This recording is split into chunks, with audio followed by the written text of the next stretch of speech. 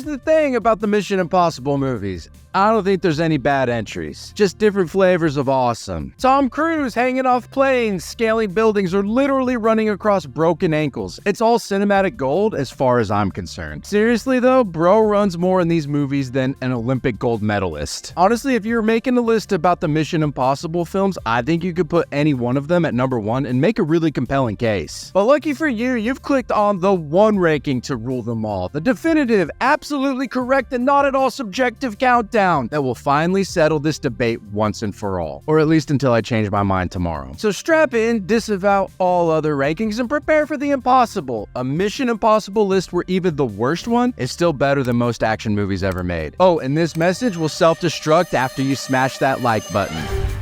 You suck, you jackass.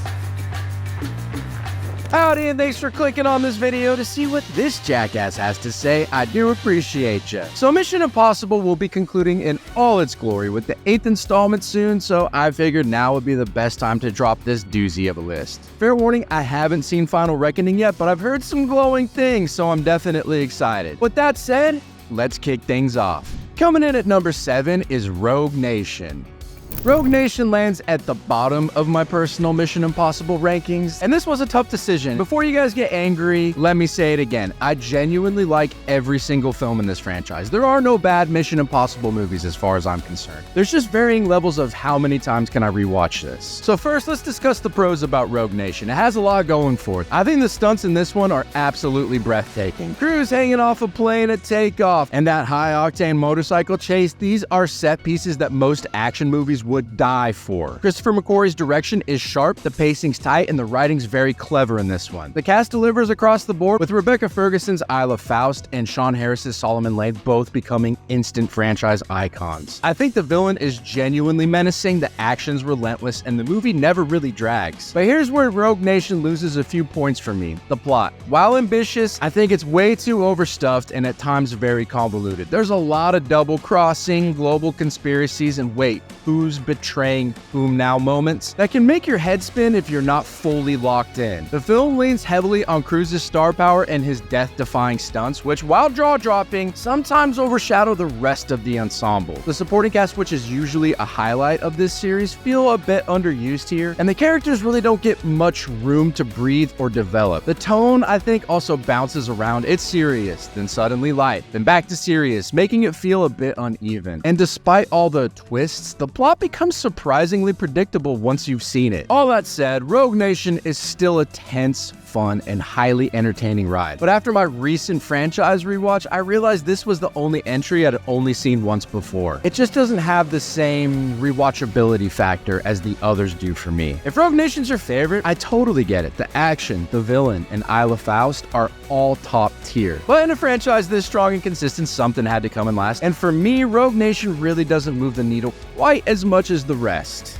Coming in at number 6 in my personal rankings is Mission Impossible 2. So rewatching this series, I realized this is probably the one I've seen the most. When it hit theaters in 2000, I was 15, it was the biggest movie of the summer, and I probably saw it at least a half a dozen times in the theater. For a lot of people, Mission Impossible 2 is the easiest one to put in last place. It's objectively the goofiest, most over-the-top entry in this series, but honestly, I can't help loving it for those exact reasons. This film is a B-movie blast, pure guilty pleasure. So let's start with some of the pros. John Woo's directorial flair is all over this thing. Slow motion, balletic gunfights, and enough style to fill 3 action movies.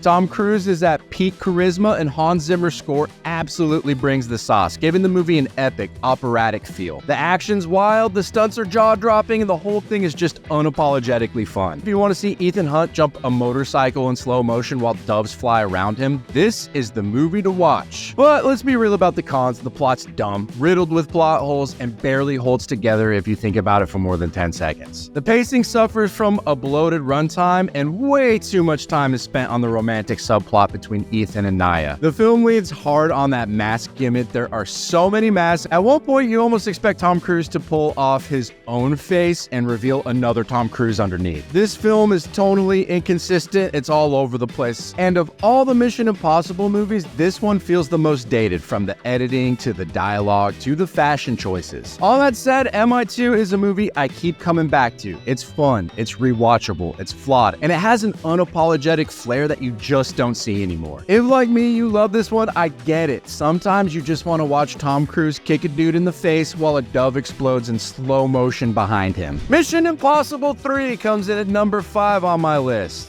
Honestly, this is a movie that's grown on me over time. When it first hit, I wasn't completely sold, but now it's become one of my go-to rewatches in this series. This was J.J. Abrams' big screen directorial debut before the internet turned on him, and he brought a fresh energy and emotional core that this franchise really needed at the time. The pros are strong with this one. MI3 delivers intense, varied action and some of the most polished direction and pacing in this entire series. The emotional stakes are higher than ever, giving Ethan Hunt real character depth and making you actually care about the outcome. The ensemble is solid, but the real standout here is the man, the myth, the legend, Philip Seymour Hoffman, who gives us my favorite villain of the entire franchise. He's chilling, unpredictable, and absolutely magnetic in this. Technically, the film is top-notch. It has slick visuals, a great score, and action set pieces that still hold up to this day. On the downside, the rabbit's foot is a classic generic MacGuffin, and I think the film mixes gritty realism with blockbuster excess, making the tone a bit uneven at times. Some of the supporting characters don't get enough love in this, and I think it leans a little too much on familiar spy thriller tropes, so it doesn't always feel as fresh as it could. Still, MI3 is a great entry, emotional, thrilling, and technically excellent. It may not be my absolute favorite, but it's a film I keep coming back to, and it's a huge part of why this franchise is still going strong.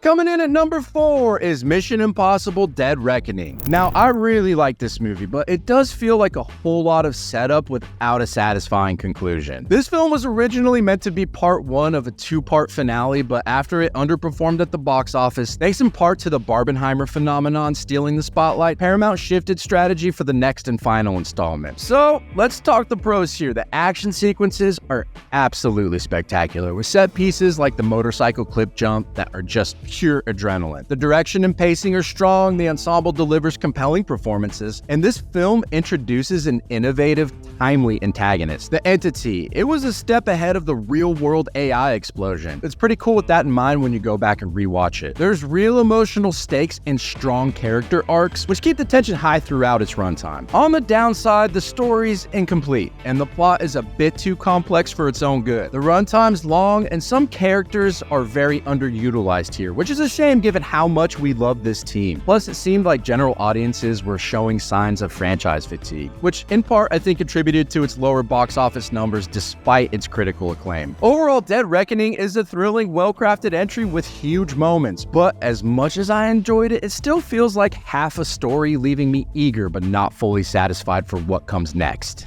Coming in at number 3, Mission Impossible: Ghost Protocol. I absolutely love this movie. It was a jolt the franchise needed to revitalize itself, bringing in a new energy and style that really set the tone for everything that followed. The action sequences are iconic, especially the Burj Khalifa climb, which is still one of the most jaw-dropping stunts ever put to film. The team dynamics and chemistry are fantastic in this one, with Simon Pegg, Jeremy Renner, and Paula Patton all bringing something unique to the table. Side note, I hope Jeremy Renner's in that final movie. Brad Bird's dynamic direction keeps the pace fast and the visuals inventive, and the stakes feel real and compelling throughout. This movie was a true reinvigoration, making it feel fresh and modern again. On the downside, this one probably has one of the weaker villains. He's pretty underdeveloped, and the secondary bad guy I think is basically an afterthought. The plot is probably the most simplistic of the series, which isn't necessarily a bad thing, but I think it relies too heavily on gadgets and classic nuclear threat tropes that feel a bit Cold War era-ish. The tone's pretty uneven here, swinging from intense action to lighter moments in a way that sometimes feels a little too jarring. Still, despite these flaws, Ghost Protocol is a blast. Fun, inventive, and endlessly rewatchable. It's proof that sometimes all you need is a little adrenaline and a lot of teamwork to make a franchise feel brand new again. Coming in at number 2 is the one that kicked things off, Mission Impossible. This one rests easy at number 2 for me for good reason. This is the one that started it all, and it truly has aged like a fine wine. This is a taut, cerebral thriller that leans heavily into intricate plotting, betrayals, and double crosses, setting a high bar for the franchise right out of the gate. Legendary director Brian De Palma's stylish direction is on full display here, bringing suspense and atmosphere to every single frame. While Tom Cruise's star power anchors this film and introduces us to Ethan Hunt in unforgettable fashion. The movie is packed with memorable set pieces, especially the iconic CIA vault heist and that instantly recognizable score by Danny Elfman. Of course, like all the others, is not without its flaws. The plot can be a bit too complex and confusing at times, requiring your full attention to keep up with all the twists. And the film's controversial adaptation of the original TV series really rubs some longtime fans the wrong way. Plus, compared to later entries, the action scope is way more limited, focusing more on suspense than spectacle. Still, Mission Impossible remains a masterfully directed and suspenseful espionage thriller packed with some of the most iconic moments in the franchise. A true classic that continues to impress with every rewatch. And now for the coup de grace, the finest of the finest. At number 1, we have Mission Impossible Fallout. Fallout is my high watermark for this franchise. This is the correct answer for number 1, so write that down. Fallout delivers the most ambitious, jaw-dropping action sequences in the entire series. The Halo jump, the Paris motorcycle chase, the London rooftop pursuit, and that wild helicopter duel in Kashmir. Tom Cruise's commitment to real stunts, climbing helicopters, actually skydiving at 25,000 feet, and even breaking his ankle during a rooftop chase injects an authenticity and intensity that's just unmatched. Christopher McQuarrie's direction is seamless, balancing a hefty 147-minute runtime with relentless momentum and juggling multiple plot threads without losing focus. The cast is firing on all cylinders here with compelling performances all around. There's a strong villain, and Henry Cavill's duplicitous August Walker adds a fantastic layer of betrayal and physical menace. The cinematography is just outstanding, and the film brings real emotional depth and continuity, making every moment in this one count. If there's any cons, it's that the plot can get a little too convoluted, the runtime's long, and it leans on some familiar franchise tropes. Some new characters feel a bit underutilized compared to the core team, but honestly, these are just minor quibbles in a movie that sets the gold standard for modern action cinema. Fallout isn't just the best Mission Impossible movie, it's one of the best action movies ever made. Full stop. And there you have it, my definitive, totally not subjective ranking of the Mission Impossible movies. If you stuck to the end, congratulations! You have chosen wisely. Remember, I'm just having some fun here. There's no wrong way to rank these films, and I genuinely want to know how you'd stack up this legendary franchise. Drop some of your own rankings in the comments below, and let's get the debate going. Also, don't forget to like, share, and subscribe for more movie rankings, reviews, live streams, and more. Oh my. I think what's made Mission Impossible so endearing and thrilling for almost 30 years is very simple. Relentless innovation, jaw-dropping stunts, and a commitment to character-driven storytelling. There's few franchises that can boast this level of consistent quality, reinvention, and pure cinematic excitement over such a long run. Tom Cruise and the entire team have set a bar for action filmmaking that's going to be nearly impossible, pun fully intended, for anyone else to match. As always, the opinions in this video are mine and mine alone, but what do I know? I'm but a mere jackass. I'll try to do better next time. Catch you later, friends. That talks too much. I'm just a jackass of all trades. Don't know shit. I keep on talking, acting like I'm so legit. From politics to sports, I'll spout.